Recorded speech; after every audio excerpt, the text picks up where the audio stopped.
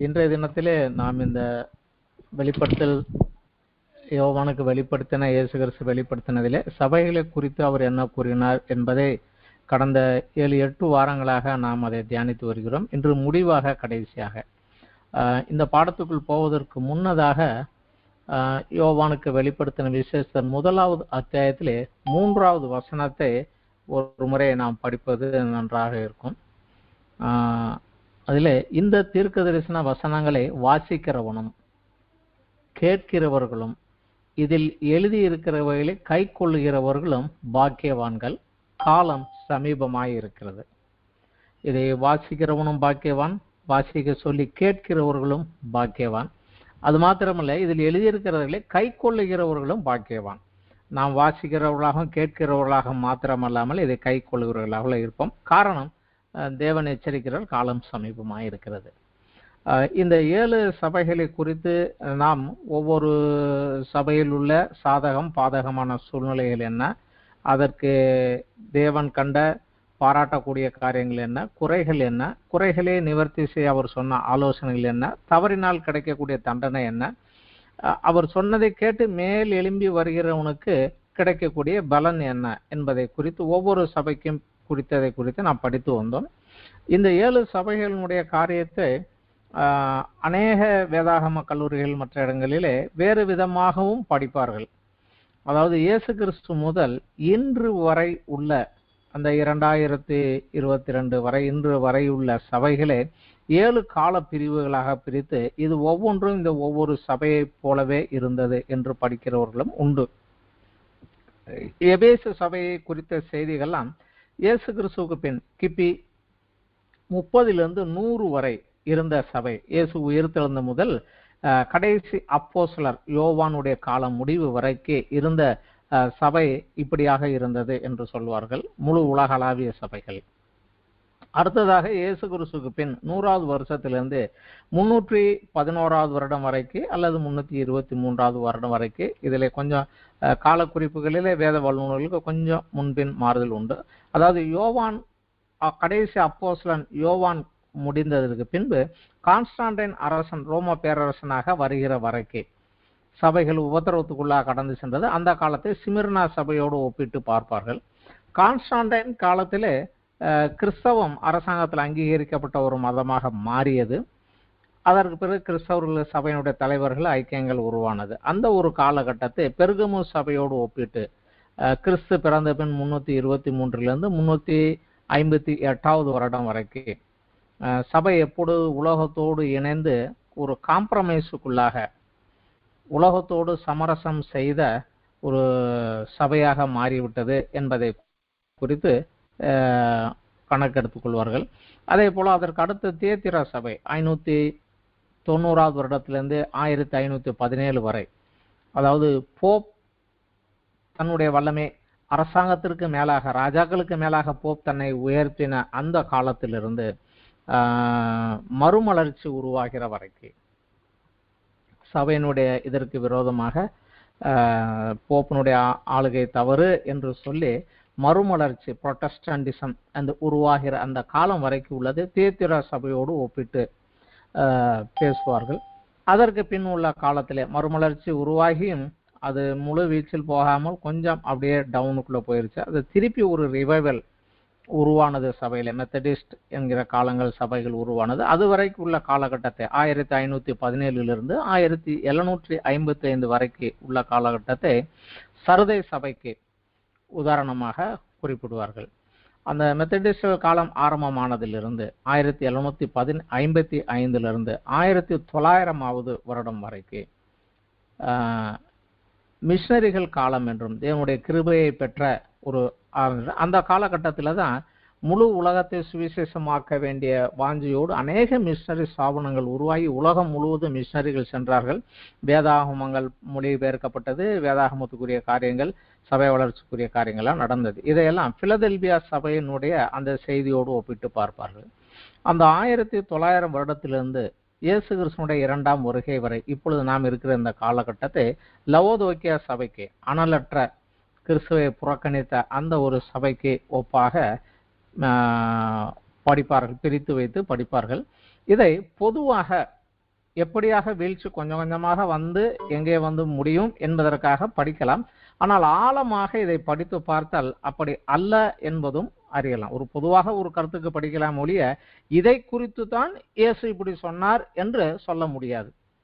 காரணம், இந்த 7 சபைகளும் இயேசு சபைகளுக்கு எழுதின போது கிபி 95-96 வருடத்தில் எழுதிய போது இந்த 7 சபைகளும் இதே சுபாவ இயல்புகளோடு இருந்தது.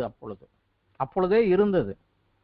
இன்றைக்கும் நம்மை சுற்றியுள்ள சபைகளை அவைகளுடைய குறைகள் நிறைகள் எல்லாம் பார்த்தால் இந்த 7 சபைகளிலே உள்ள ஏதாவது குறைகள் தான் அதற்குள்ளாக இருக்கும், இதில் உள்ள நிறைகள் தான் அதற்குள்ளாகவும் இருக்கும். இன்றைக்கும் இதே போல இயல்பு உள்ள சபைகள் இருக்கிறது. விசேஷமாக சொல்லலாம், புதிதாக மிஷனரிகள் சென்று ஆரம்பிக்கக்கூடிய சபைகள் எல்லாம் ஆரம்ப காலகட்டத்தில் எபேசு சபையை போல இருப்பதை பார்க்கலாம். இன்றும் வட இந்தியாவிலே பல இடங்களிலே உபத்திரவங்களுக்குள்ளதாக கடந்து செல்கிறது. இந்த பெர்சிக்யூஷன் ரிலீஃபிலிருந்து நாம் அடிக்கடி செய்தியில் பார்க்கிறோம். அவையெல்லாம் சிமிர்னா சபையை போல பாடு அனுபவிக்கக்கூடிய சபைகளை நாம் பார்க்க முடிகிறது. பல பட்டணங்களில் உள்ள ஒரு வளர்ந்த ஒரு 5ஆம் 6ஆம் தலைமுறை கிறிஸ்தவர்களும் இருக்கக்கூடிய சபைகள் எல்லாம் பெருகமு சபையை போல உலகத்தோடு காம்ப்ரமைஸ் ஆகி விக்கிரக ஆராதனைகளும் விபச்சாரங்களும் இணைந்த ஒரு சபைகளாக இருப்பதையும் நாம் பார்க்க முடியும். அதே போல அநேக சபைகள் தேத்திரா சபையை போல கள்ள தீர்க்க தரிசனங்களும் கள்ள போதனைகளும் கிறிஸ்துவை காட்டிலும் மேன்மையான ஸ்தானத்தை ஊழியர் தலைவர்களுக்கும் தங்கள் விசேஷ ஊழியர்களுக்கும் கொடுக்கக்கூடிய சபைகளையும் நாம் காண முடியும். அதே போல சபைகள் கிறிஸ்துவை பற்றி பேசுவார்கள், கிறிஸ்துவை சொல்வார்கள், பாடுவார்கள். ஆனால் கிறிஸ்தவத்திற்கும் கிறிஸ்து போதித்த கிறிஸ்தவத்திற்கும் அவர்கள் வாழ்க்கைக்கும் ஒரு சம்பந்தமும் இருக்காது. அப்பேற்பட்ட சபைகளும் இன்று நமக்குள்ளாகவே இருக்கிறது. அதனால இந்த 7 வித சபைகளும் இன்றைய காலகட்டத்திலும் இருக்கிறது. இதில் நாம் படிக்கிறதிலே நாம் பொதுவாக நாம் கற்றுக்கொள்ள காரியம் என்னவென்றால், நாம் இருக்கக்கூடிய சபைக்கு இன்று இயேசு கிறிஸ்து ஒரு கடிதம் எழுதினால் தன்னை எப்படி அறிமுகப்படுத்துவார் என்றால், நாம் எல்லாரும் வெவ்வேறு விதமான சபைகளில் இருக்கிறோம். நாம் இருக்கிற சபைக்கு இன்று இயேசு கிறிஸ்து ஒரு கடிதம் எழுதினால் தன்னை எப்படியாக அவர் அறிமுகப்படுத்துவார்? இன்று என்னுடைய சபையிலே என்ன நிறைகளை அவர் பார்ப்பார்? இதை பாராட்டுகிறேன் என்று அவர் சொல்லத்தக்கது ஏதாவது இருக்கிறதா? அல்லது என்னிலே குறைகள் ஏதாவது இருக்கிறது அவர் காண்பாரா? என்னிலே கண்ட குறைகள் என்ன என்று சொல்லுகிறாரா? அதை மேற்கொள்ள ஆலோசனைகள் என்ன சொல்லுகிறார் என்ற காரியங்களை பொதுவாக நாம் இருக்கக்கூடிய சபைகளை நாம் கொஞ்சம் பார்க்கலாம். அது மாத்திரமல்ல, இந்த கடிதங்கள் முடிக்கின்ற போது காதுள்ளவன் கேட்க கடவன், ஆவியானவர் சபைகளுக்கு சொல்லுவதை காதுள்ளவன் கேட்க கடவன் என்று ஒவ்வொரு விசுவாசிகளுக்கும் பர்டிகுலராக சொல்லுவதனாலே ஒவ்வொரு விசுவாசியும் தன்னைத்தானே சோதித்து பார்க்க, இன்று கிறிஸ்து என்னை பார்த்தால் என்னிலே எதை பாராட்டுவார், என்னிலே எதை குறையாக கண்டு சொல்லுவார் என்கிற காரியத்தை நாம் இதை நம்மையே நாமே அலசி ஆராய்ந்து பார்ப்பதற்காக, அதற்காகத்தான் வெளிப்படுத்தல் 1:3 வசனத்தை நாம் படித்தோம். இதை வாசிக்கிறவனும் கேட்கிறவனும் இதில் எழுதி இருக்கிறவர்களே கை கொள்ளுகிறவர்களும் பாக்கியவான்கள். அந்த பாக்கியத்திற்குள் நாம் கடந்து செல்ல வேண்டும். காரணம், அவர் தெளிவாக எச்சரிக்கிறார், காலம் சமீபமாக இருக்கிறது. சபையின் தலைவரும் சபையில் மத்தியில் உலாவுகிறவரான இயேசு கிறிஸ்து சபையிலே எதை எதிர்பார்க்கிறார்? அவர் ரத்தம் சிந்தி அவர் உருவாக்கின இந்த சபையை நான் கட்டுவேன் என்று சொல்லி அவர் கட்டி கொண்டிருக்கிற இந்த சபையிலே அவர் எதை பார்க்கிறார், எதை பாராட்டுகிறார், எதை கண்டிக்கிறார், அவர் ஆலோசனை என்ன என்று அறிந்து கொண்டு நம்மை தாமே பரிசோதித்துக் கொள்ளவும், அது மாத்திரமல்ல சபைகளுக்கு விரோதமாக பிசாசானவனுடைய சூழ்ச்சி யுக்திகளை அறிந்து அவைகளுக்கு விலகி அவைகளை மேற்கொண்டு ஜெயங்கொண்டு வர ஒரு சவாலுடன் ஒவ்வொரு விசுவாசியும் தியானித்து கை கொள்ளும்படியாக இந்த சபைகளுக்குரிய செய்தியை நாம் கற்றுக்கொள்வது மிகவும் சிறந்தது. உண்மையிலே எழுதப்பட்டதனுடைய நோக்கமும் அதுதான். இந்த கடிதம் எபேசு சபைக்குரிய கடிதம் எபேசு சபைக்கு மாத்திரம் கொடுக்கப்படவில்லை, 7 சபைகளுக்கும் கொடுக்கப்பட்டது. சிமிர்னா சபையினுடைய செய்தி சிமிர்னாவுக்கு மாத்திரம் கொடுக்கப்படவில்லை, 7 சபைகளுக்கு தான் கொடுக்கப்பட்டது. ஸோ ஒவ்வொரு சபைகளும் தங்களை தானே அலசி ஆராய்ந்து கொள்ள, ஒவ்வொரு விசுவாசியும் தன்னைத்தானே ஒரு ஆராய்ந்து பார்த்து கொள்ள, தேவனுக்கு கிறிஸ்துவுக்கு பிரியமில்லாதது என்ன, அதை நான் விட்டு வெளியே வர என்ன செய்ய வேண்டும், எது என்ன எங்கே மெதுவாக கொண்டு போய் விடும், என்னுடைய இந்த ஒரு சிறிய தவறு அடுத்த எந்தெந்த தவறுகளுக்கெல்லாம் கொண்டு போய் கிறிஸ்துவை விட்டு என்னை பிரித்து விடும், அதில் நான் எதிலே ஜாக்கிரதையாக இருக்க வேண்டும் என்று நாம் அறிந்து கொண்டு வளருவதற்கு இந்த பாடங்கள் மிகவும் நன்றாக இருக்கும். விசேஷமாக இதில் ஒரு காரியம் நாம் தெரிந்து கொள்ள வேண்டிய காரியம், அதாவது இது வேதத்திலே இந்த குறிப்புகள் கிடையாது, ஆனால் நான் தேவனை அறிந்து தேவனுக்குள்ளாக வருவதற்கு முன்னதாக மார்ஷல் ஆர்ட்ஸ் கராத்தே பில்லிலே ஆசிரியர் பயிற்சிக்காக சென்ற போது அங்கே எங்களுக்கு கொடுக்கப்பட்ட ஒரு சிறு குறிப்பு, அதிலிருந்து ஒரு சில காரியங்களை நாம் கற்றுக்கொள்ளலாம். If you don't know you and your enemy you will lose the battle 100%. நீ உன்னையும் உன் சத்ருவையும் அறியாவிட்டால் 100% நீ யுத்தத்தில் தோற்று விடுவாய். அறிவாய் என்றால் என்ன என்றால், என்னுடைய பலம் என்ன, என் பலவீனம் என்ன, என் சத்ருனுடைய பலம் என்ன, அவனுடைய பலவீனம் என்ன, இவை நான் அறியாமல் யுத்தத்தில் நின்றால் 100% நான் தோற்று விடுவேன். அதற்கு அடுத்தபடியாக நான் என்னை அறிவேன், என்னுடைய பலம் பலவீனத்தை அறிவேன், ஆனால் என் சத்ருனுடைய பலமும் பலவீனமும் அவனுடைய யுக்திகளை நான் அறியாவிட்டால், அல்லது நான் என்னுடைய பலம் பலவீனத்தை அறியவில்லை, ஆனால் என் சத்ருனுடைய பலம் என்ன பலவீனம் என்ன அவன் யுக்தி என்ன என்பதை அறிந்திருந்தாலும் யுத்தத்தில் எனக்கு 50% தான் வெற்றிக்கு சான்சஸ் உண்டு.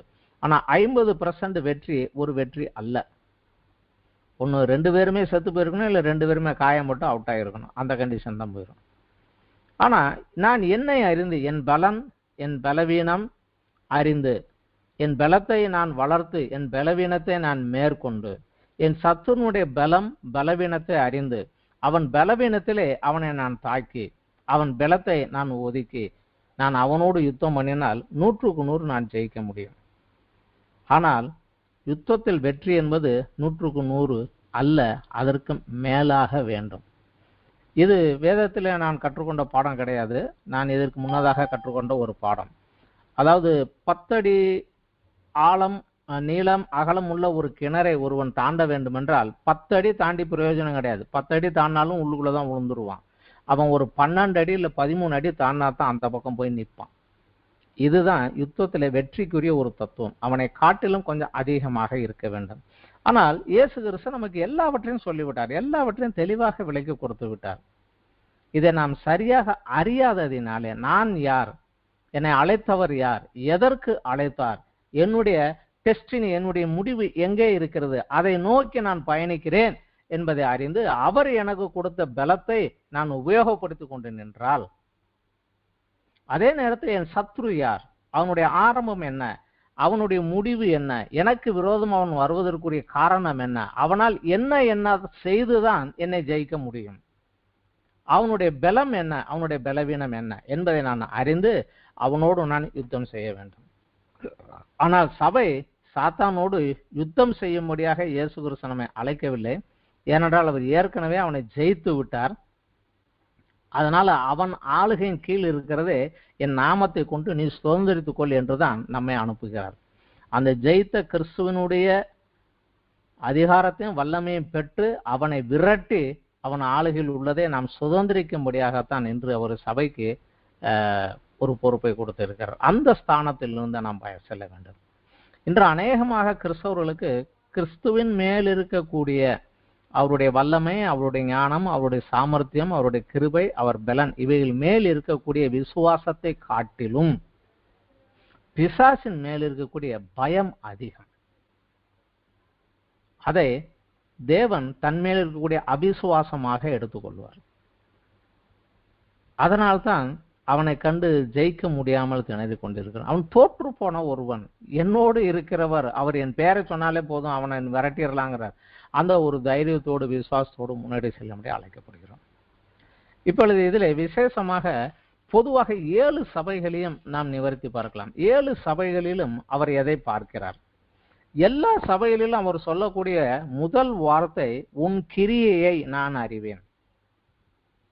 கிறிஸ்தவன் என்று சொல்வதனால சர்ச்சுக்கு போறதுனாலயோ, ஒரு ஷிப்ல கலந்து கொள்வதனாலேயோ, காணிக்கை கொடுப்பதனாலேயோ, தசமபாகம் கொடுப்பதனாலேயோ, இல்ல கம்யூனில் போய் உட்கார்றதுனாலேயோ அவர் நம்மை கிறிஸ்தவன் என்று பார்ப்பதல்ல, கிறிஸ்துவுக்கு ஏற்ற உன் கிரியை என்ன என்பதை அவர் பார்க்கிறார். கிரியை இல்லாத விசுவாசம் செத்தது என்று யாக்கோபும் எழுதுகிறார். நான் எதை விசுவாசிக்கிறேனோ அதற்கு ஏற்றபடியாக என் கிரியை, என் வாழ்க்கை இருக்க வேண்டும். அதைத்தான் முதலாவது அவர் பார்க்கிறார். ஏனென்றால் சொல்லி இருக்கிறார், நான் சீக்கிரமாக வருகிறேன், அவனவன் கிரியைக்கேற்ற பலனை நான் கொண்டு வருகிறேன் என்று. ஒரு கிரியும் செய்யப்பட்டால் அவரிடத்தில் ஒன்றும் பெற்றுக்கொள்ள முடியாது. அவர் எனக்கு என்ன சொன்னாரோ அதை நான் கிரியையிலே, அவர் எனக்கு என்னவாக இருக்கிறாரோ அவர் கொடுத்த விசுவாசத்தை ஆதாரமாக கொண்டு என் கிரியை இருக்க வேண்டும். இது முக்கியமான 7 சபைகளுக்குமே அவர் சொல்லுகிற முதல் வார்த்தை உன் கிரியையை நான் அறிவேன் என்றுதான். அடுத்தபடியாக வசனம் வெளிப்படுத்துற 2வது அத்தியாயத்தில் எபேசு சபைக்கு எழுதுகிற போது உன் கிரியை அறிவேன், உன் பிரயாசத்தை அறிவேன், உன் பொறுமை, என்னுடைய வார்த்தையை கேட்டு பொறுமையாக அது உன்னில் செயல்பட நீ கொடுத்த அந்த பொறுமையை நான் அறிவேன். நீ பொல்லாதவர்களை சகிக்க கூடாமல் இருப்பதை அறிவேன். அதை அவர் பாராட்டுகிறார். பொல்லாதவன் இவன் கள்ள கிறிஸ்தவன் என்று அறிந்தால் அவனை சகிக்காமலோ அவனோட ஐக்கியம் வைக்காமலோ அவனோடு ஒதுங்கி போய் விலகுவதையும் அவர் பாராட்டுகிறார். அது மாத்திரமல்ல, கள்ள ஊழியர்களை சோதித்து அப்போஸ்தலர் அல்லாதவர்கள் தங்கள் அப்போஸ்தலர் என்று சொல்லுகிறதே, ஆண்டவரால் அனுப்பப்படாமலே இதை ஒரு ஆதாய தொழிலாக வைத்துக் கொண்டு வந்து இருக்கிறவர்களை நீ சோதித்து அறிந்து அவர்களை விட்டு விலகி. இன்று கள்ள உபதேசம் செய்பவர்கள் இருக்கக்கூடிய பலன் எல்லாம் அவர்களை பின்பற்றுகிற கூட்டம் தான். அந்த கூட்டம் எவ்வளவு இருக்குதோ அவ்வளோக்கு அவங்க பலமா இருப்பாங்க.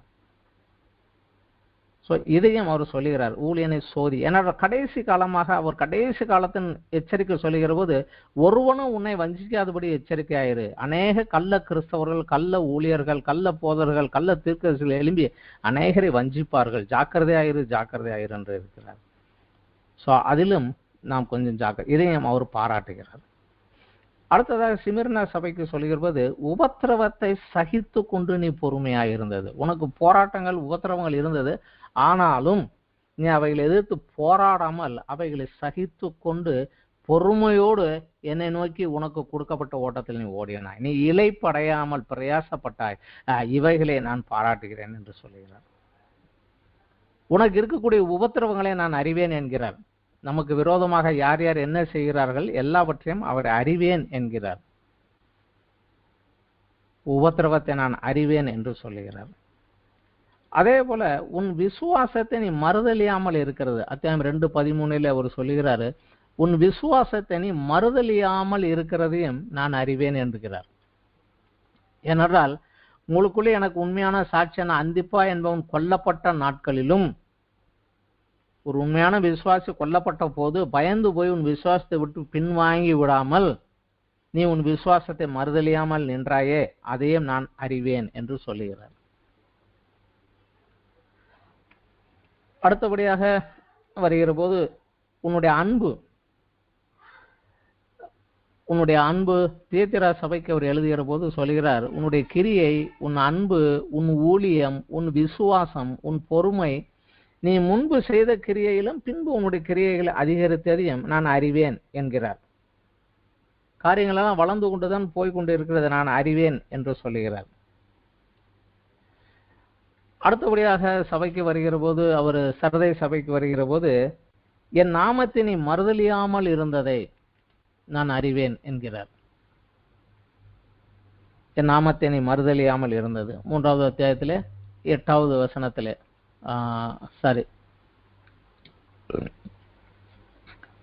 மறுதலியாமல் இருந்ததை, என் வசனத்தை கை கொண்டதை, என் பொறுமையை குறித்து சொல்லிய வசனத்தை காத்து கொண்டதை. பிலதெல்பியா சபைக்கு அவர் எழுதுகிற போது சொல்கிறார், உனக்கு கொஞ்சம் தான் பலம் இருந்தது, ஆனாலும் நீ என் நாமத்தை மறுதலிக்கவில்லை. நீ என் வசனத்தை கை கொண்டபடியினாலே. எந்த வசனத்தை? நாம் எல்லாருக்கும் தெரிந்த வசனம் தான். மத்தேயு 28 கடைசி அத்தியாயத்தில் ஒரு சொன்ன அந்த காரியம் தான், கிரேட் கமிஷன். நம்ம எல்லாருக்கும் தெரிந்த வசனம் தான். 18, 19, 20. வானத்திலும் பூமியிலும் சகல அதிகாரம் என கொடுக்கப்பட்டு இருக்கிறது. ஆகையால் நீங்கள் புறப்பட்டு போய் சகல ஜாதிகளையும் சீசராக்கி பிதா குமாரன் பரிசுத்தாவின் நாமத்தினால அவர்களுக்கு ஞானஸ்நானம் கொடுத்து நான் உங்களுக்கு கட்டளையிட்ட யாவையும் அவர்கள் கை கொள்ளும்படி அவர்களுக்கு உபதேசம் பண்ணுங்கள். இதோ உலகத்தின் முடிவு பரியந்தம் சகல நாட்களிலும் நான் உங்களுடனே இருக்கிறேன் என்று சொன்னார். இந்த வசனத்தை அவர்கள் கை கொண்டதையும், அது மாத்திரமல்ல, பொறுமையை குறித்து சொல்லிய வசனத்தை, அவருடைய பொறுமையை குறித்து சொல்லிய வசனத்தை நாம் காத்து கொண்டபடியால், உபத்திரவும் பாடுகளும் உண்டு ஆனாலும் கடைசி வரை நிலைநில் என்று சொல்லிய வசனத்தை கை கொண்டபடியினாலே என்று அவர் பாராட்டுகிறார். இவையெல்லாம் அவர் சபைகளிலே கண்டு பாராட்டுகிற காரியங்கள். இன்று நம்மை நாம் சற்று ஆராய்ந்து பார்ப்போம். இதிலே அவர் சொன்ன காரியத்தை போல என்னை பார்த்து அவர் என்னை எந்த காரியத்திற்காக பாராட்ட முடியும்? அவர் பாராட்டுகிற காரியங்கள் இவைகள் தான். இவையில் எதை குறித்து பாராட்ட முடியும்? அடுத்ததாக சில காரியங்களை அவர் கண்டிக்கிறார். இதெல்லாம் தவறு, இருக்கக்கூடாது, நான் வெறுக்கிற காரியங்கள் என்கிறார். அவர் எதை கண்டிக்கிறார்? ஆதியிலே கொண்டிருந்த அன்பை விட்டாய். இது புதிதாக வருகிறவர்களுக்கு என்று அல்ல. நான் எப்பொழுதெல்லாம் இந்த அத்தியாயத்திலே இந்த வசனத்தை வாசிக்கிறேனோ அப்பொழுதெல்லாம் ஆண்டவர் என்னிடத்தில் சொல்லுகிற காரியம் இதுதான். நீ ஆதியிலே கொண்டிருந்த அன்பை விட்டாய். முதலில் ரட்சிப்பின் அனுபவத்துக்குள்ள உள்ள வந்தபோது நீ எனக்காக என்னென்ன கிரியைகள் செய்தாய். ஆனா இன்னைக்கு கொஞ்சம் ரொட்டீனா போயிட்டேன் எங்கார். அந்த காலத்துல எந்த ஊழியக்காரர்கள் எந்த பார்த்தாலும் எனக்கு வேதம் அப்ப தெரியாது. ரட்சிக்கப்பட்ட அனுபவங்கள் எந்த ஊழியக்காரங்களை பார்த்தாலும் ஓடி போய் பார்க்கறது, ஐயா வணக்கம் சொல்றது, அவங்க என்ன செய்யறாங்க, ஆண்டவருக்கா ஊழிஞ்சுறாங்க, கையில என்ன இருக்கிறதோ கொடுக்கறது. எந்த ஒரு சபையா இருந்தாலும் ஏதாவது ஒரு காரியம் செஞ்சாங்கன்னா கூட போய் நின்று பெஞ்சு தூக்கி போறதுல இருந்து கிளீன் பண்றதுல இருந்து எல்லா வேலைகளுக்கும் உதவி பண்றது. ஏனென்றால் இது கிறிஸ்துவனுடைய சபை, கிறிஸ்துவுக்கு நான் செய்வேன் என்று ஓடிக்கொண்டிருந்த அந்த காலங்கள், எல்லோரோடும் இறங்கி ஓடிக்கொண்டிருந்த காரியங்கள். வேதத்தை படிப்பதில்லை, ஒரு அலாதியான ஒரு பிரியம் வேதத்தை படிப்பதில்லை. அதனால யாரும் தொந்தரவு பண்ணாத நேரமாக எடுத்துக்கொண்டு உட்கார்ந்து படிக்க ஆரம்பித்து விட்டால் நேரம் காலம் பசியை கூட மறந்து அது வசனத்தை தியானத்திலே வசனத்தை படிப்பதில் ஆர்வமாக சென்ற அந்த ஒரு காலங்கள் அவைகளே இப்பொழுது நான் திருப்பி ரினிவல் பண்ணி கொண்டுதான் இருக்கிறேன். இதே போல நாம் ரட்சிக்கப்பட்ட போது உற்சாகமாக என்ன செய்தோம், ஆனா அந்த அன்பை நீ விட்டு விட்டாயே என்கிறார். அடுத்ததாக நிக்கோலாய் மதஸ்தரின் கிரியையை நான் வெறுக்கிறேன் என்கிறார். நிக்கோலாய் மதஸ்தரின் கிரியை என்பது என்ன என்பதை நாம் எபேசு சபையிலும் அடுத்த சபையிலும் எழுதிய போது நாம் அதை தெளிவாக நாம் படித்து வந்தோம். அதாவது வேறு ஒரு மார்க்கத்திலிருந்து கிறிஸ்தவத்திற்குள் உள்ள வந்தவர்கள் அந்த ஒரு மார்க்கத்தினுடைய காரியத்தையும் கிறிஸ்தவத்தையும் இணைத்து கொண்டு வருகிறது. இதை கிட்டத்தட்ட நிக்கோலாய் மதஸ்தரின் கிரியை என்று சொல்லலாம். அன்று நிக்கோலாய் மதஸ்தர்களை செய்தது கிரேக்க மித்தியாலஜி, கிரேக்க கடவுளுடைய அந்த காரியங்கள், அந்த புராண இதிகாச நிகழ்வுகளையும் கிறிஸ்துவையும் பிதாவாகிய தேவனையும் இணைத்து, எப்படி அப்பல்லோ ஜிஎஸ் உடைய மகன் என்பதை போல. ஆனா அப்பல்லோவுடைய தகப்பனாய ஜிஎஸ் பூமியில் இருந்த ஒரு பெண்ணின் மேல் காம இச்சை கொண்டு அவள் மூலமாக பிறந்தவர் தான் இவர். ஸோ இந்த ஒரு காரியங்களை கொண்டு குழப்பி கிறிஸ்தவத்துக்குள்ளும் கொண்டு பிதாவாகிய தேவனுக்கும் இவர் மகன் என்பதை கொண்டு ஒரு மாதிரியாக அந்த கதைகளையும் இவைகளையும் மிக்ஸ் பண்ணி ஒரு சத்தியத்தை களங்கப்படுத்தி ஒரு காரியத்துக்குள் உள்ள சென்றவர்கள். அது மாத்திரமல்ல, கிரேக்கர்களுடைய அந்த தியாலஜியை உள்ளே கொண்டு வந்தார்கள். அந்த தியாலஜி ஆத்மா களங்கம் இல்லாதது, சரீரம் குறையுள்ளது. எனவே சரீரத்தில் செய்யக்கூடிய எதுவுமே நீ மரித்தவுடன் சரீரத்தோடு போய்விடும், உன் ஆத்மாவுக்கு அதுக்கும் சம்பந்தம் கிடையாது. அதனால நீ எதை குடித்தாலும் எசை புதித்தாலும் கவலை இல்லை, சரீரத்தின் இச்சைகளை நிறைவேற்றுவதில் தவறு இல்லை. அதை தேவன் தவறாக பார்ப்பதில்லை என்றால் சரீரத்தில் அவைகள் இருக்கிறனால சரீரத்தோடு அவைகள் போய்விடும் என்கிற ஒரு காம்ப்ரமைஸை மெதுவாக கொண்டு வந்து இதை உள்ளே நுழைத்தார்கள். இதை கிறிஸ்து வெறுக்கிறேன் என்று சொல்லுகிறார். இன்றைக்கும் கூட நம்முடைய பகுதியில் பார்த்தால் இந்து மார்க்கத்திலிருந்து வந்தவர்கள் இந்து மார்க்கத்தில் உள்ள சில காரியங்களை அப்படியே உள்ளே வைத்திருப்பார்கள். இன்றும் கூட அநேக கிறிஸ்தவர்கள் சாயங்காலம் 6 மணிக்கு லைட்டு போட்டு கன்னத்தை தொட்டு கும்பிட்டுக்கிறவங்க பார்க்குறோம். நல்ல நாள் பார்த்து நல்ல நேரம் பார்த்து திருமணங்கள் வைக்கிறவர்களும் அதே போன்ற காரியங்களை இங்கே பின்பற்றுகிறவர்களும் இங்கேயும் உண்டு. இவைகளை தேவன் வெறுக்கிறார். இவைகள் எனக்கு தேவையில்லை. நாளும் கிழமையும் உன்னை ஆசீர்வதிப்பதில்லை, நான் தான் நான் நின்றுட்டு அது எந்த நேரமா இருந்தாலும் நல்ல நேரம் தான். நீ எண்ணெயை விட்டுட்டு இன்னொன்னு முதன்மையாக வச்சுட்டேன்னா அது எந்த நேரமா இருந்தாலும் உனக்கு கெட்ட நேரம் தான். இதை போன்ற இந்த விக்கிரகத்தினுடைய காரியங்கள், அதனுடைய பின்னாடி இருக்கக்கூடிய இறையியல் தத்துவங்களை கிறிஸ்தவத்துக்குள்ளாக கலக்கிற போது இது கொஞ்சம் குழப்பம்தான். இதை ஆண்டவர் வெறுக்கிறார். அடுத்தபடியாக விக்கிரகங்களுக்கு படைக்கப்பட்டதை புசித்தலை அவர் வெறுக்கிறார். ஒரு விக்கிரகத்துக்கு படைக்கப்பட்டதை புசித்ததை நாம் கை நீட்டி வாங்குகிற போது அதை கடவுளாக ஏற்றுக்கொண்டு நீ என்னை ஆசீர்வதியும் என்று சொல்லி அந்த பிரசாதத்தை கை வாங்குகிறார்கள். சோ நான் கடவுள் என்றால் இன்னொன்றை நீ கடவுள் என்று சொன்னால் எனக்கு விரோதமாக ஆவிக்குரிய விபச்சாரம் நீ செய்கிறாய் என்று ஆண்டவர் அதை வெறுக்கிறார். சூழ நிற்கிற மனிதர்களை திருப்தி பண்ணுவதா அல்லது என்னை சிருஷ்டித்த தேவனை திருப்திப்படுத்துவதா என்பதை அங்கு பார்க்க வேண்டும். அடுத்தபடியாக வேசித்தனம். இன்று உலகிலே பிசாசனுடைய போராட்டம் வெகு வேகமாக போவது அந்த மாம்ச இச்சையிலும் வயலன்ஸ், இந்த இரண்டு காரியங்களையும் தான் தீவிரமாக ஜனங்களுடைய மனதில் புகுத்திக் கொண்டிருக்கிறார். இதிலே நாம் கொஞ்சம் ஜாக்கிரதையாக இருக்க வேண்டும். இந்த வேசித்தனம் தேவன் வெறுக்கிற காரியம். அடுத்தது எசபேல் என்கிற கள்ள தீர்க்கதரிசிக்கு இடம் கொடுத்தார். சிலரை நாம் நன்றாகவே தெரியும், ஆவிக்குரிய காரியங்களும் வல்லமையான காரியங்கள் நடந்தாலும் அவருடைய வாழ்க்கை என்றால் இயேசு கிறிஸ்து நமக்கு தெளிவாக சொல்லி இருக்கிறார். கனியை வைத்து மரத்தை எடைபோடுங்கள். கனி கெட்டதா இருந்தால் மரமும் கெட்டதுதான், கனி நல்லதாக இருந்தால் மரமும் நல்லதுதான். கெட்ட மரம் நல்ல கனி கொடுக்க மாட்டாது. சோ என்ன சொல்லுகிறார், என்ன பேசுகிறார் என்பதிலோட ஒரு வாழ்க்கை முறை என்ன என்பதை பார்த்து அவர்களுக்கு ஒப்பு கொடுங்கள். ரொம்ப பிரசித்தி பெற்றவர் என்பதற்காக அவரது சரியில்லை என்றாலும் அவருக்கு மதிப்பு கொடுத்து உள்ளே கொண்டு வந்து பிறரை வஞ்சிப்பதற்கு அவருக்கு இடம் கொடுப்பதை அவர் தவிர்த்துக்கொள் என்று சொல்லுகிறார். அடுத்தபடியாக சொல்லுகிறாரு, உயிர் உள்ளவன் என்று பெயர் கொண்டு நீ செத்தவனாய் இருக்கிறாய். அதாவது கிறிஸ்தவன் என்று பெயர் கொண்டவனாக இருக்கிறாய், ஆனால் கிறிஸ்து அற்றவனாக, கிறிஸ்துவனுடைய ஒரு போதனையும் கீழ்ப்படியாதவனாக, ஒரு உலகத்தானாக நீ இருந்து கொண்டிருக்கிறாய். இதை நான் வெறுக்கிறேன் என்று சொல்லுகிறார். அவர் வெறுக்கக்கூடிய காரியங்கள் இவைகளுக்குரிய ஆலோசனை அவர் என்ன சொல்லுகிறார்? ஆதியில் கொண்டிருந்த அன்பை விட்டு விட்டாயா? இன்ன நிலைமையிலிருந்து விழுந்தா என்பதை நீ நினைத்து திருப்பிப்பார். ஆதியிலே ஆண்டவரை ஏற்றுக்கொண்ட போது எப்படி இருந்தாய், நீ எங்கிருந்து விழுந்தாய் என்பதை திரும்பி மனம் திரும்பி ஆதியில் செய்த கிரியைகளே திரும்ப செய் என்று சொல்லுகிறார். அடுத்ததாக சிமிர்னா சபைக்கு அவர் சொல்லுகிறார், பாடுகளை குறித்து பயப்படாதே, ஆனால் மரண பரியந்தம் உண்மையாயிரு என்று சொல்லுகிறார். சரீரத்தை மாத்திரம் கொல்ல வல்லவனுக்கு பயப்படாதே, சரீரத்தை ஆத்மாவை நரகத்தை அழிக்க வல்லவருக்கே பயப்படாதே, மரண பரியந்தம் உண்மையாயிரு என்று சொல்லுகிறார். விக்கிரகங்களுக்கு படைத்தவைகளுக்கும் வேசித்தனங்களுக்கும் விலகி இரு அவர் சொல்லுகிற ஆலோசனை. நிக்கோலாய் மதஸ்தரின் போதகத்திற்கு செவி கொடுக்காதே, விலகி இரு. கள்ள ஊழியர்களை சோதித்து அவர்கள் வஞ்சகத்திற்கு விலகி இரு. இன்னுமாக ஆழமான ஆவிக்குரிய சத்தியங்கள் என்ற அநேக இடங்களிலே ஆவிக்குரிய ஆழங்கள் என்று சொல்லி சாத்தானின் ஆழங்களை குறித்து போதித்துக் கொண்டிருப்பார்கள். அவைகளை விட்டு விலகிரு. நீ மரித்தவர்கள் கூட்டத்தில் இருக்காதே, விழித்துக்கொள், சாகிறதுக்கு ஏதுவான விலை சிறப்படுத்து. அடுத்ததாக நீ கேட்டு பெற்றுக்கொண்ட வகையை நினைவு கூர்ந்து அதை கைக்கொள்.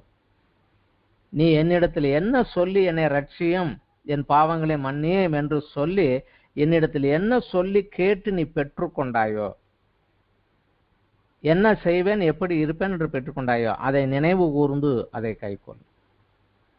உண்மையாகவே சபைகளில் நாம் திருவிருந்து ஏற்படுத்துவதற்கு பின்னாடி இருக்கக்கூடிய காரியம் இயேசு சொன்னது, நான் வருமுறை என் மரணத்தை நினைவு கூர்ந்து இதை கைக்கொள் என்றுதான் சொன்னார். என் பாடுகளுக்காக அவர் எவ்வளவாக என் பாவத்திற்காக எவ்வளவாக பாடுகளை அனுபவித்து சிரமப்பட்டு எனக்காக மரித்தார். அதை ஒருபோதும் மறந்து விடாது. அதை மறந்து விட்டால் மெதுவாக அலட்சியம் வந்து நீ பின்வாங்கி போய்விடுவார். அடுத்தபடியாக உன்னுடைய காரியம் நன்றாக இருக்கிறது, அதனால அப்படியே ஒரு ஸ்டேக்னேட் அங்கே நின்றாத, உன் கிரீடத்தை வேறு ஒருவனும் எடுத்துக்கொள்ளாதபடி உனக்குள்ளதை பற்றி கொண்டிரு என்று சொல்லுகிறார். கடைசி சபைக்கோ, நெருப்பிலே புடமிடப்பட்ட பொன்னையும் வெண் வஸ்திரத்தையும் என்னிடத்திலே விலைக்கு வாங்கிக்கொள், உன் கண்ணுக்கு மருந்து போடு, முக்கியமாக என் சத்தத்திற்கு செவி கொடு. கடைசியாக அவர் சொன்ன எச்சரிக்கை, என் சத்தத்துக்கு செவிகொடு, வெளியே இருந்து கதவை தட்டுகிறேன், என் சத்தத்தை ஒருவன் கேட்டால் என்று சொல்லுகிறார். அவர் கொடுக்கக்கூடிய ஆலோசனைகள் இவைகள். தண்டனைகள் என்ன? முதலாவது சபைக்கு சொல்லுகிறார், நான் விளக்கு தண்டை அங்கிருந்து நீக்கி விடுவேன் என்கிறார். நான் வெளிச்சத்தையே எடுத்துட்டு போயிடுவேன், இருட்டுக்குள்ளதான் கிடப்பா அப்படிங்கிறார். இரண்டாவது சொல்லுகிற சபைக்கு சொல்லுகிற, என் வாயின் பட்டயத்தினாலே நான் அவர்களோடு யுத்தம் பண்ணுவேன் என்கிறார். என் வார்த்தைகள் கொண்டு நான் யுத்தம் பண்ணுவேன், உள்ள வரங்கி வந்து யுத்தம் பண்ணுவேன் என்று சொல்லுகிறார்.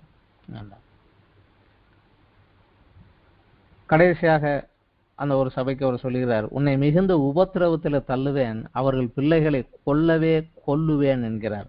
நரகத்தில் அல்ல, பூமியிலேயே அவனை உபத்திரத்துக்குள் தள்ளி அவனை கொல்லவே கொல்லுவேன் என்று சொல்லுகிறார். அடுத்ததாக 3வது அத்தியாயத்தில் 5வது வசனத்தில் அவர் சபைக்கு எழுதிய காரியம், ஒரு சர்தை சபைக்கு எழுதியதில், ஜீவ புஸ்தகத்திலிருந்து அவன் நாமத்தை நான் கிறுக்கி போடுவேன் என்கிறார். ஜெயங்கொண்டு வருகிறவனுக்கு வெண்வஸ்திரம் தரிப்பிக்கப்படும், ஜீவ புஸ்தகத்தில் அவன் நாமத்தை நான் கிறுக்கி போடாமல் என்கிறார். அதான் அந்த சபையினுடைய முழு லிஸ்டையே கையில் எடுத்து வச்சுட்டு, இதுல யாரு ரைட்டு அவனை மட்டும் விட்டுட்டு மிச்சத்தை எல்லாத்தையும் அழிச்சிருவான், எரைஸ் பண்ணிடுவாங்கிறார். அந்த காலத்துல எழுதப்பட்ட பெண்மையில் மையினாலே அதை அழிக்க கிறுக்கி போடுவார்கள். ஸோ முழு ஆளுங்களையும் கிறுக்கி போடுகிறார். அதுல ஜெயம் கொண்டு வருகிறவன் அவன் தன் வஸ்திரத்தை அசுஸ்திப்படுத்தாதவன் யாரோ உண்டோ அவன் பேரை மட்டும் நான் கிறுக்கி போட மாட்டேன் என்று சொல்லுகிறார். ஸோ ரட்சிக்கப்பட்டு ஆண்டவரை ஏற்றுக்கொண்டு உள்ளே என் பேர் ஜீவ புஸ்தகத்தில் எழுதப்பட்டிருந்தாலுமே அதற்கு ஏற்ற அந்த விசுவாசத்திற்கு ஏற்ற கிரியை என்னில் இல்லாமல் நான் மெதுவாக பின்வாங்கி போய்கொண்டே இருப்பேன் என்றால், அதற்கேற்ற கிரியையும் அந்த விசுவாசம் இல்லை என்றால், ஜீவ புஸ்தகத்தில் என் பேரை கிறுக்கி போட்டு விடுவார். ஜீவ புஸ்தகத்தில் பேரை கிறுக்கி போட்டால் விளைவு என்னாகும்? எவன் பேர் ஜீவ புஸ்தகத்தில் இல்லையோ அவன் அக்கினியும் கந்தகம் இருக்கிற கடலிலே போய் தான் பாக்கியம் அடைய வேண்டும். கடைசியாக ஒரு சபைக்கு, நன்றாக வசதியாக இருக்கிறேன், நான் ஐஸ்வர்யமாக இருக்கிறேன், எனக்கு எந்த குறையும் இல்லை என்று சொல்லுகிறாய். ஆனால் அவர் சொல்லுகிறாரோ, நீ நிர்பாக்கியம் உள்ளவன், பரிதபிக்கப்படத்தவன், தரித்திரன், குருடன், நிர்வாணியுமாய் இருக்கிறாய். இதுதான் பரலோகத்தில் என் முன் நிற்கின்ற போது உன்னுடைய நிலைமை, அதை மீறிக்கொள் என்று சொல்லுகிறார். இதில் நாம் நம்மை நாமே ஆராய்ந்து அறிந்து ஜெயங்கொண்டு எழும்ப கர்த்தருக்குள் நம்மை காத்துக்கொண்டு அவர் ஆலோசனையை கேட்டு மேற்கொண்டவனாக, போராட்டங்களை மேற்கொண்டவனாக நாம் எழும்பி வருகிற போது நமக்கு அவர் கொடுக்கக்கூடிய ஆசீர்வாதம், பரிசுகள் என்ன? பரதேசின் மத்தியில் இருக்கக்கூடிய ஜீவ விருட்சத்தின் கனியை கொடுப்பேன் என்கிறார். 2ஆம் மரணத்தினாலே அவன் சேதப்படுவதில்லை என்கிறார். 1ஆம் உயிர்த்தெழுதலினாலே அவன் எடுத்துக்கொள்ளப்படுவான். அவன் பாக்கியவானும் பங்குள்ளவனும் பரிசுத்தனுமாய் இருக்கிறான். அவன் கிறிஸ்துவோடு 1000 வருடங்கள் பூமியிலே அரசாளுவான். அவன் மேல் 2ஆம் மரணத்திற்கு அதிகாரம் இல்லை. ஸோ அந்த ஸ்தானத்துக்கு நான் உன்னை கொண்டு போய் விடுவேன் என்கிறார். ஜீவ கிரீடத்தை தருவேன் என்கிறார். கிரீடம் என்பது ஒரு அந்த காலத்துல ராஜாக்கள் தலையில் கிரீடம் இருந்தால் ராஜாக்கென்று ஒரு அதிகாரம் இருக்கும். அதே போல இன்றைக்கும் கிரீடத்தை தருவேன் என்றால் உனக்கென்று ஒரு அதிகாரத்தையும் ஒரு பொசிஷனையும் ஒரு போஸ்டையும் நான் அங்கே தருவேன் என்று அவர் சொல்லுகிறார். மறைவான மன்னாவை புசிக்க கொடுப்பேன் என்கிறார். 40 வருடம் பாலைவனத்தில் மன்னாவை புசித்தவர்கள் எல்லாம் மரித்தார்கள். ஆனால் ஏசு சொல்லுகிறார், நான் கொடுக்கிற அந்த ஜீவ அப்பத்தை புசிக்கிறவன் என்னாலும் அறியாமல் இருப்பான். மறைவான மன்னாவை கொடுப்பேன், வெண்மையான குறிகள் தருவேன், புதிய நாமத்தை அவன் மேல் தருவேன் என்கிறார். நான் பிதாவின் இடத்தில் அதிகாரம் பெற்றது போல ஜாதிகள் மேல் அவனுக்கு அதிகாரம் கொடுப்பேன். அவன் இரும்பு கோலால் அவர்களை ஆளுவான். விடிவெள்ளி நட்சத்திரத்தையும் அவனுக்கு கொடுப்பேன் என்கிறார். அவனுக்கு வெண் வஸ்திரம் தரிக்கப்படும் என்கிறார். என் பிதா முன்பாகவும் அவருடைய தூதர் முன்பாகவும் அவனுடைய நாமத்தை நான் அறிக்கையிடுவேன் என்று சொல்லுகிறார். பூச்சக்கரத்தின் மேல் வருகிற சோதனைக்கு தப்பும்படி நான் உன்னை பூமியிலே காப்பேன் என்கிறார். அதே போல் உன்னை பரலோகத்தில் என்னுடைய தேவனுடைய ஆலயத்தில் தூணாக்குவேன். என் தேவனுடைய நாமம், புதிய நகரமாகிய எருசலேமின் நாமம், என் புதிய நாமம், இவைகள் 3ஐயும் அவன் மேல் எழுதுவேன் என்று சொல்லுகிறார். நான் அவனோடு போஜனம் பண்ணுவேன், அவன் என்னோடு போஜனம் பண்ணுவான் என்கிறார். இங்கே பூமியிலே அவனோடு ஐக்கியம் இருப்பான். அவன் என்னோடு ஐக்கியம் கொள்ளுவான், நான் அவனோடு ஐக்கியம் போஜனம். அதே போல அவனை என்னுடைய சிங்காசனத்தில் என்னோடு உட்காரும்படியாக அருள் செய்வேன் என்கிறார். இதுதான் ஜெயங்கொண்டு வருகிற கிறிஸ்தவனுக்குரிய ஆசீர்வாதங்கள். எபேசியரிலே நாம் படிக்கிறோம். எபேசியர் 1வது அத்தியாயத்திலே நம்முடைய அத்தியாயம் 3 படிக்கலாம். அத்தியாயம் 1 வசனம் 3. நம்முடைய கர்த்தராகிய இயேசு கிறிஸ்துவின் பிதாவாகிய தேவனுக்கு ஸ்தோத்திரம். அவர் கிறிஸ்துவுக்குள் உன்னதங்களிலே ஆவிக்குரிய சகல ஆசீர்வாதத்தினாலும் நம்மை ஆசீர்வதித்திருக்கிறார் என்று கிறிஸ்து சொன்ன இந்த ஆசீர்வாதங்கள் தான் கிறிஸ்தவனுக்குரிய உன்னதங்களிலே கிடைக்கக்கூடிய இந்த ஆசீர்வாதங்கள். இதை பெறுவதற்கு நாம் முன்னோக்கி ஓட வேண்டும். அதே போல கொலைசேர் எழுதின நிருபத்திலே பவுல் கொலைசேர் சபைக்கு எழுதுகிற போது அத்தியாயம் 3 1, 2, 3 ஒரு ஆலோசனை கொடுக்கிறார்.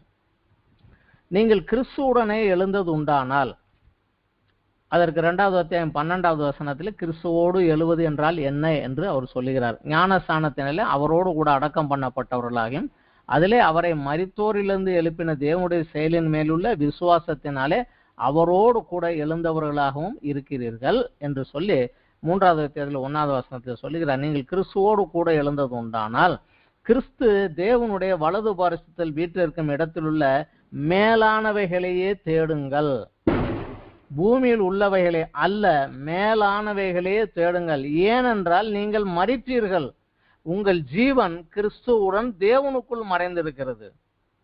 நம்முடைய ஜீவனாகிய கிறிஸ்து வெளிப்படும் போது நீங்களும் அவரோடு மகிமையிலே வெளிப்படுவீர்கள். இதுதான் என்னுடைய டெஸ்டினி. இதுல நான் எதை பிடிப்பதற்காக நான் போராட வேண்டும் என்று நாம் படிக்க வேண்டும். இதுதான் ஒரு கிறிஸ்தவனுக்குரிய ஒரு காரியம். இதற்குரிய பலப்படுத்துவதற்கும் இதை அறிந்து கொள்வதற்கும் வளருவதற்காக பரலோகத்தின் ஆசீர்வாதங்களில் முதற் பலனை மாத்திரம், பரிசுத்த ஆவியானவருடைய அபிஷேகத்தை மாத்திரம் நமக்கு கொடுத்திருக்கிறார். பரலோகத்திலிருந்து வரக்கூடிய பலன் பூமியிலே இருக்கிறவனுக்கு பரிசுத்தமாக வாழவும், இந்த ஆசீர்வாதத்தை சுதந்திரித்துக் கொள்ள தகுதிப்படுத்திக் கொள்ளவும், பலப்படுத்தவும், சகல சத்தியத்துக்குள்ள அவனை வழி நடத்தவும், கிறிஸ்துவிடத்திலிருந்து பெற்று நமக்கு போதிப்பதற்காகவும் பரிசுத்த ஆவியானவரே நமக்கு கொடுத்திருக்கிறார். பரிசுத்த வசனத்தை கொடுத்திருக்கிறார். இயேசு கிறிஸ்து பரிசுத்த ரத்தத்தை சிந்தி நம்மை மீட்டுக் கொண்டிருக்கிறார். இவைகளை நாம் பலப்படுத்திக் கொண்டு, இவைகளை பலப்பட்டு நாம் முன்னேறுகிற போது இந்த ஜெயங்கொண்டனுடைய இந்த ஆசீர்வாதங்கள் எனக்கு வரும். இந்த ஆசீர்வாதங்களை பெற்றுக்கொள்வதற்கு இதற்காக நாம் முன்னேக்கி செல்ல வேண்டும். இவைகளை விட்டு இம்மைக்காக மாத்திரம், இந்த உலகத்தில் வாழுகின்ற இந்த சொற்ப கால வாழ்க்கைக்கு என்னுடைய சரீர தேவைகளுக்காக, என்னுடைய உலக பிரகாரமான தேவைகளுக்காக மாத்திரம் நான் அவர் மேல் நம்பிக்கை கொண்டு விசுவாசம் உள்ளவனாய் இருந்தால், ஒரு நாளிலே அவர் முன் நிற்கக்கூடிய அந்த நாளிலே நான் எல்லாருக்கும் முன்பதே பரிதபிக்கப்படத்தக்கவனாய் இருப்போம். இதைத்தான் பவுல் எச்சரிக்கிறார். நம்மளுடைய நோக்கம் இதுதான், போகக்கூடிய இடம் இதுதான். இதுல நாம் எதை பெற்றுக்கொள்ள வேண்டுமோ அதற்கு நம்ம இங்கே தயார்படுத்த வேண்டும். இதுதான் அவருடைய காரியங்கள். அது மாத்திரமல்ல, வேதம் நமக்கு இன்னொரு காரியத்தையும் எச்சரிக்கிறது. 2 கொரிந்தியர் 2:11 கொரிந்தியருக்கு எழுதியிருப்பது இப்படி எழுதுகிறார்: சாத்தானால் நாம் மோசம் போகாதபடி அப்படி செய்வோம், அவனுடைய தந்திரங்கள் நமக்கு தெரியாதவைகள் அல்லவே என்கிறார். ஸோ பழைய ஏற்பாடு காரியங்கள் கொடுத்ததும் இந்த மற்ற காரியங்கள் கொடுத்ததும் அவன் யார், அவனுடைய பலன் என்ன, அவனுடைய பலவீனம் என்ன, அவனால் என்னதான் செய்ய முடியும், அவனுடைய லிமிட் எவ்வளவுதான் அப்படிங்கிறதெல்லாம் வேதம் நமக்கு தெளிவாக விளக்கி கொடுத்து விட்டது.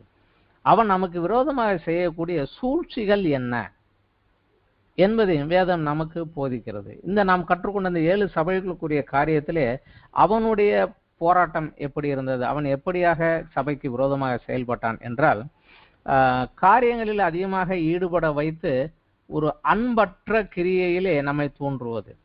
அதாவது கிறிஸ்துவோடு உள்ள தனிப்பட்ட உறவு, அவரோடு உள்ள பர்சனல் உறவிலும் ஐக்கியத்தையும், அவரோடு தனியாக அமர்ந்து ஜெபிப்பதையும், அவரோடு பேசுவதையும், வசனத்தை தியானித்து அவரை மேலே கேட்பதையும், இந்த காரியங்களை தவிர்த்து வேலை என்று ஊழியம் என்று அதிகமான வேலைகளுக்குள்ளாக நம்மளை வழி நடத்துவது. இதில் நாம் சற்று ஜாக்கிரதையாக இருக்க வேண்டும். வழி நடந்து போகிற போது அந்த சபையை உபத்திரவப்படுத்துவது. அவன் நேரடியாக வரமாட்டான், நம்மை சூழ்ந்து இருக்கக்கூடிய புற மதஸ்தர்கள் மூலமாகவும், எந்த மதத்திலிருந்து கிறிஸ்துவை ஏற்றுக்கொண்டு வெளியே வந்தார்களோ அந்த சொந்த பந்தங்களில் இருக்கக்கூடியவர்கள் மூலமாகவும், அரசாங்கத்தின் மூலமாகவும், ஏனென்றால் அரசாங்கங்கள்லாம் இப்பொழுது அவனுடைய ஆளுகை கீழாகத்தான் இருக்கிறது, மூலமாகவும் நம்மை உபத்திரவப்படுத்துவான். எனவே இந்த 3 கூட்டங்களுக்கு விரோதமாக நாம் செய்யாமல் இதற்கு பின்னாடி இருக்கக்கூடிய பிசாசானவனை கண்டு கிறிஸ்துவனுடைய அதிகாரத்தோடு நாம் செய்ய வேண்டும். மிக முக்கியமான அடுத்த ஒரு காரியம், பரிசுத்த கொலைச்சொல்லுக்குள்ளே நம்மளை வழி நடத்துவது. இரு பாலினர் உறவுகளுக்குள்ளே ஒரு பரிசுத்த கொலைச்சொல்லுக்குள்ளே வழி நடத்துவது, பரிசுத்த கொலைச்சொல் உள்ளவர்களோடு ஐக்கியத்திற்குள்ளே நம்மை கொண்டு செல்வது. இதில் நாம் சற்று ஜாக்கிரதையாக இருக்க வேண்டும். நம்முடைய தெரிந்தவர்கள், நண்பர்கள் அநேகர் இருக்கலாம், ஆனால் ஐக்கியம் ஒரு குறுகிய வட்டத்திற்குள்ளதான் இருக்க வேண்டும். பரிசுத்த கொலைச்சொல் உள்ளவரோடு நம்முடைய ஐக்கியம் இருக்கக்கூடாது. அடுத்தபடியாக நம்முடைய மிகப்பெரிய இன்று சபைகளில் தீவிரமாக அவன் செய்யக்கூடிய யுக்தி துர் உபதேசங்கள், ஆவிக்குரிய வேஷம் அணிந்து துர் உபதேசங்கள் அதிகமாக இன்று வருகிறது. உலக மேன்மையும் உலக வாழ்க்கையும் உலக ஆசீர்வாதத்தையுமே சொல்லி துர் உபதேசங்கள் வருகிறது. பக்திமான் வேஷத்தோடு அநேகர் வருகிறார்கள். தனி வாழ்விலே பரிசுத்த கொலைச்சொல் உள்ளவர்களாக, தனி வாழ்விலே அவளுடைய பரிசுத்த கொலைச்சொல் உள்ளவர்களாக, ஆனால் தேவனுடைய ஊழியக்காரராக பக்திமான்களாக வருகிறவர்கள் அநேகர். அவளுடைய போதனையின் மூலமாக நம்மை தடை செய்வது. அடுத்தபடியாக சுவிசேஷ ஊழியத்தை, சுவிசேஷத்தை பிரசங்கிக்காதபடி தடை செய்வது அவனுடைய மிக முக்கியமான காரியம். கடைசியாக உலக பிரகாரமான ஐஸ்வர்யம், மேன்மை இவைகளே ஆவிக்குரிய ஆசீர்வாதம் என்று சொல்லி வஞ்சிப்பது. அடுத்தபடியாக ஆவிக்குரிய காரியங்களிலே வியாபாரத்தன்மையை கொண்டு வருவது. கிறிஸ்து கூட சபையை சுத்திகரிக்கும் போது, என் பிதாவின் வீடு எல்லா ஜனங்களுக்கும் ஜெபம் ஆலயம் என்று சொல்லப்படுகிறது, நீங்களும் அதை கல்லர் குகையாக்கினீர்கள் என்ற அந்த காலத்தில் அவர் எரிச்சலோடு சென்றார். இன்றைக்கு அநேக ஆவிக்குரிய காரியங்கள் வியாபாரத்தன்மையோடு நடைபெறுகிறது பார்க்கிறோம். இந்த ஏமாற்று தந்திரங்களை அறிந்தவர்களாக நம்மை நாம் திடப்படுத்தி கொண்டு பரிசுத்தத்தில் வளர முயற்சி செய்கின்ற போது நம்மையும் பலப்படுத்தி நாம் இருக்கக்கூடிய சபைக்கும் நாம் ஆசீர்வாதமாக, இந்த உலகத்துக்கும் ஆசீர்வாதமாக, இந்த ஜெயம் கொண்டவனுடைய ஆசீர்வாதங்களை நாம் சுதந்திரிக்கிறவனாக. இதில் ஒன்றுதான் கொடுப்பேன் என்று நமக்கு கிடையாது. நாம் வளருகிறதற்கு ஏற்படியாக அநேக காரியங்கள் நமக்கு இங்கு பரிசாக வைத்திருக்கிறார். இவைகளை பெறுவதற்கு மேலான காரியங்கள் பிதாவின் வலது பாரிசத்திலே கிறிஸ்து வீட்டில் இருக்கக்கூடிய இடத்தில் உள்ள மேலான இந்த காரியங்களை நம்முடைய வாழ்க்கையினுடைய நோக்கமாக, குறிக்கோளாக வைத்து ஓடவும். அப்படி ஓடுகிற போது கண்டிப்பாக இதை நாம் பெற்றுக்கொள்வோம். ஆவியானவர் நமக்கு உதவுவார். வேத வசன தியானங்களிலே கிறிஸ்து நமக்கு அதற்குரிய காரியங்களை கற்றுக் கொடுப்பார். வளர்ந்து சொல்லுவோம், ஜெயம் கொண்டவர்களாக மேலே எழுந்து சொல்லுவோம். அந்த ஒரு ஆசீர்வாதத்தை நாம் சுதந்திரித்துக் கொள்வோம். இதோடு இந்த பாடம் இதோடு நான் முடித்துக் கொள்கிறேன். இந்த 7 சபைகளுக்குரிய காரியங்களுடைய கன்க்ளூஷன் முடித்துக் கொள்கிறேன்.